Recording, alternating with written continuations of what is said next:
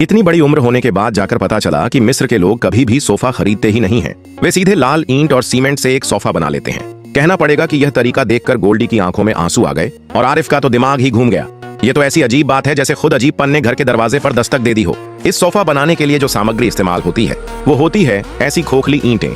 पहले से तय की गई दूरी के अनुसार इन ईंटों को लगाना शुरू किया जाता है। 2 अड़ी ईंटें और एक खड़ी ईंट मिलाकर सोफे की चौड़ाई तय की जाती है। जहां तक बात है सोफा की लंबाई की, तो यह पूरी तरह इस बात पर निर्भर करता है कि आपके घर में कितनी जगह है। इसलिए मिस्र के लोगों के सोफा में कभी यह समस्या नहीं आती कि ज्यादा लोग होने पर कोई बैठ नहीं पाए। जब सोफा की लंबाई तय कर ली जाती है तो उसके हैंडल फर्म की ताकत बढ़ाने के लिए ईंटों को एक सीधी और एक उल्टी पंक्ति में लगाया जाता है। इससे सोफा की मजबूती भी बढ़ती है और ईंटें भी बचती हैं। वाकई में एक बड़ा समझदार तरीका है। जब सोफे के सामने वाली तीसरी परत की ईंटें लगाई जाती हैं तो उन्हें थोड़ा अंदर की ओर धंसा कर लगाना होता है ताकि सोफे पर बैठने का भार अच्छे से बढ़ सके। चौथी परत में सिर्फ 2 ईंटों को पास पास रखकर लगाया जाता है, जिससे 2 परतों की चौड़ाई एक जैसी हो जाती है। यह प्रक्रिया पूरी होने पर बीच में एक नालीनुमा जगह बन जाती है। इसमें एक ही दिशा में ईंटें लगाई जाती हैं ताकि वजन उठाने वाली एक ईंटों की सपोर्ट दीवार बन जाए। इसकी ऊंचाई सोफे से 1 ईंट कम रखी जाती है। इसके बाद सोफा के हैंडल को बनाया जाता है। चूंकि इसमें ज्यादा वजन नहीं आता, इसलिए इसे सिर्फ एकल ईंटों को आड़ा तिरछा जोड़कर बनाया जाता है।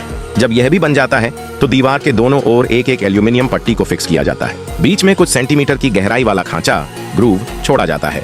इसमें सीमेंट और रेत का मिश्रण भरकर चिकना कर दिया जाता है।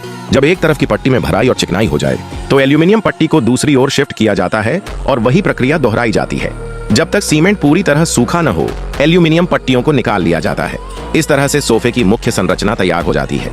जब सीमेंट पूरी तरह सूख जाए तो सोफे के नीचे ईंटों के टुकड़े भर दिए जाते हैं और ऊपर से सीमेंट और रेत से उसे फिर से चिकना कर दिया जाता है। अब बचती है बस टाइल लगाने की प्रक्रिया। टाइल्स के पीछे सीमेंट का गारा लगाकर सोफे के सामने एक एक करके टाइल्स लगाई जाती है। हैंडल पर भी टाइल लगाई जाती है ताकि पूरा स्ट्रक्चर सुंदर और भव्य लगे। अंत में सामने की दीवार पर भी उसी ऊंचाई तक प्लास्टर किया जाता है जितनी टाइल की ऊंचाई है। फिर टाइल्स के बीच की फांकों को सफेद चूने से भरकर फिनिशिंग दी जाती है। इस तरह से बना सोफा न सिर्फ मजबूत होता है बल्कि काफी आरामदायक भी होता है। और फिर जब ऐसा सोफा हो तो घर का शरारती डॉगी भी उसे खराब नहीं कर सकता।